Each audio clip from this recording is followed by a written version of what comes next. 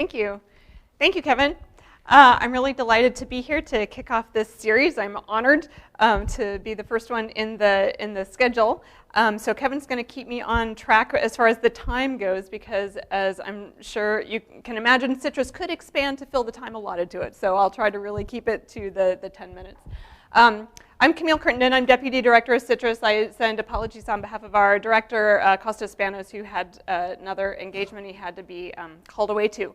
But just before I start, I wonder how many of you know about CITRIS already? Have you heard of CITRIS, attended something? Oh, great. Okay, so you all know at least you're somewhat familiar with CITRIS and what we do. Well, I'm really happy to give you a brief overview, and then as Kevin said, I'm happy to stick around and answer any questions. I'll give you the short overview and then try to highlight maybe just a couple of cases where we do some data-intensive work that might be more relevant to some of the projects that you all are working on. So you probably know CITRIS stands for the Center for IT Research in the Interest of Society. We were founded about 15 years ago. We're one of 4 such UC-wide institutes for science and innovation. So we're a multi-campus research unit. We're based here at UC Berkeley in Sutarjadai Hall, but we also have strong affiliations with programs at Merced, at Santa Cruz, and at UC Davis, including the UC Davis Medical Center, which is also important for some of the data-intensive work that we're doing. The mandate for our institute is to use information technology to address society-wide challenges. Some of the other institutes for science and innovation that you might know of or be relevant to your work actually is QB3 in quantitative biosciences. They have a presence here on the Berkeley campus. They're based at UCSF.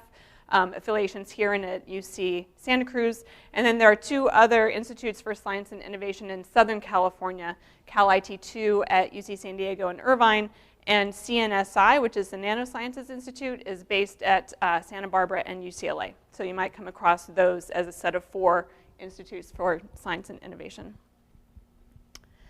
So as I mentioned, we have affiliations at these 4 campuses.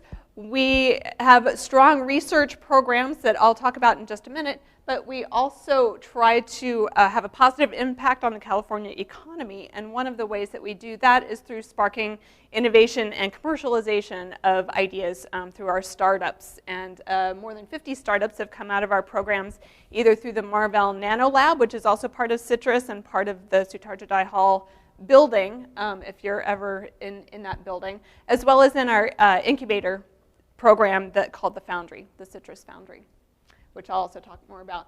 We get about $4 million in core funding from the Office of the President, and from that we try to help the faculty researchers and investigators raise outside funding. As I'm sure you're aware of this process, I'm going to NSF or NIH or other outside funders, whether those are federal agencies or corporations or foundations to raise funds to support their particular research programs.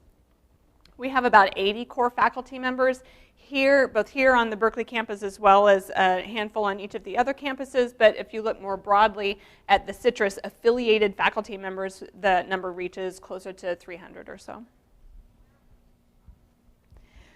So our current director, Costas Spanos, started about 1.5 years ago, and so that gave us an opportunity as a almost 15-year organization to kind of reset, to look at what are some of the challenges that are facing us today and how might CITRIS be able to offer some solutions or pursue a research program that would contribute in a positive way.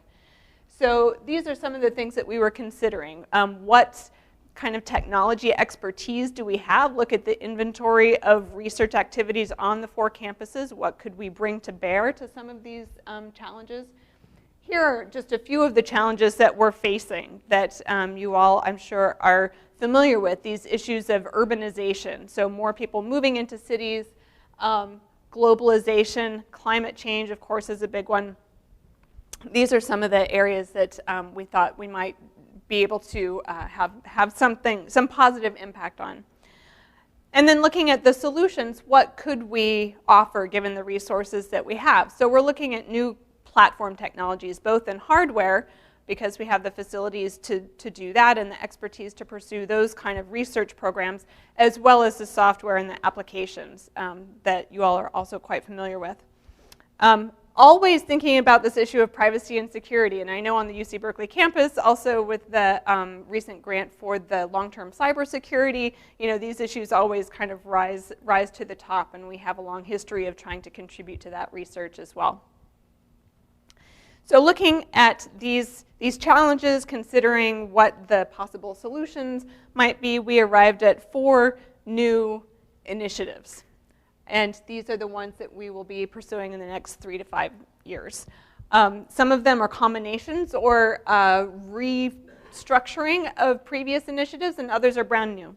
So the first in sustainable infrastructures brings together research in energy, water, transportation, and the environment. We had a couple of related research initiatives in the past on energy and water. We're bringing those together to think more about resilience and more about sustainability and the interconnection of those systems along with the cyber infrastructure that's necessary and so integral to a lot of the work that's happening in those fields.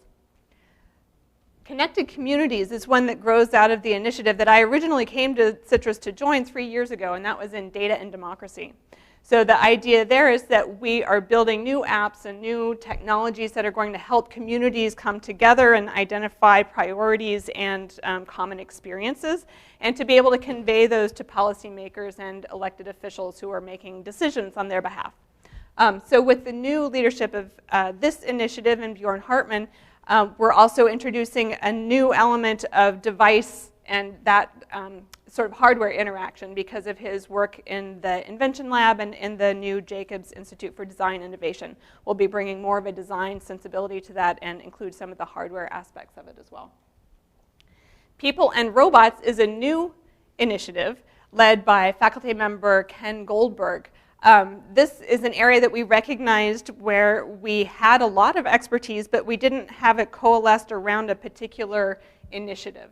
So we have people who are working not only in the industrial application of robots and the sort of mechanized entities that we think of typically as robotics, but all other kinds of human-machine interaction, including artificial intelligence and machine learning type applications. So we're really excited to recognize the range of talent and interest and expertise in this area, and to be able to support it through this People and Robots initiative. And then finally in health. We've always had a strong presence in health and healthcare through the affiliation with the UC Davis Medical Center. And health, this is another area that would be of common interest, I think, with perhaps some folks working at BIDS. We also want to bring the aspect of data analytics to healthcare. So thinking about health not only for things like genomic analysis and precision medicine, but also the consumer-facing devices now for health and fitness and personalized medicine, and the quantified self type movements, those kinds of things that might integrate data with health and wellness.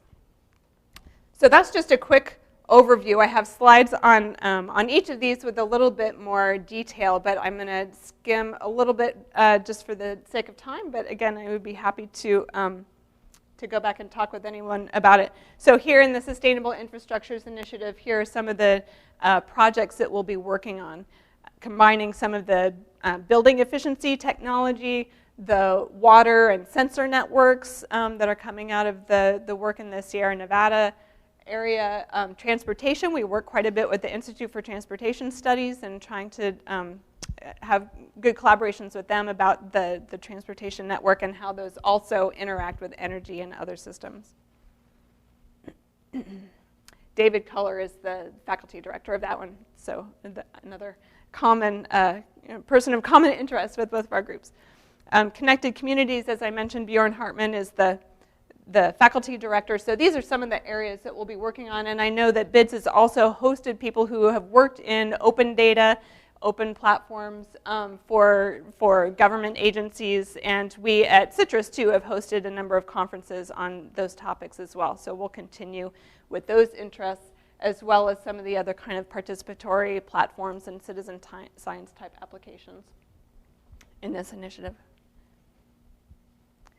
So People and Robots, here's another sort of list of some of the topics in greater detail of the areas that we'll be working on. This is a really good example, actually, of our interaction with the other campuses as well, because there's likewise strong representation at Davis, Merced, and Santa Cruz in the robotics fields. So for instance, at Davis, they have a number of researchers working on robots as applied to agriculture, both at Davis and Merced, actually. This idea of precision agriculture, how are we using sensor technology and those data streams in order to use water more wisely and just to be more efficient about agriculture. And I think UC Santa Cruz is one of the only UC campuses that actually has a major in robotics. So through their College of Engineering, we're working with them on their robotics program.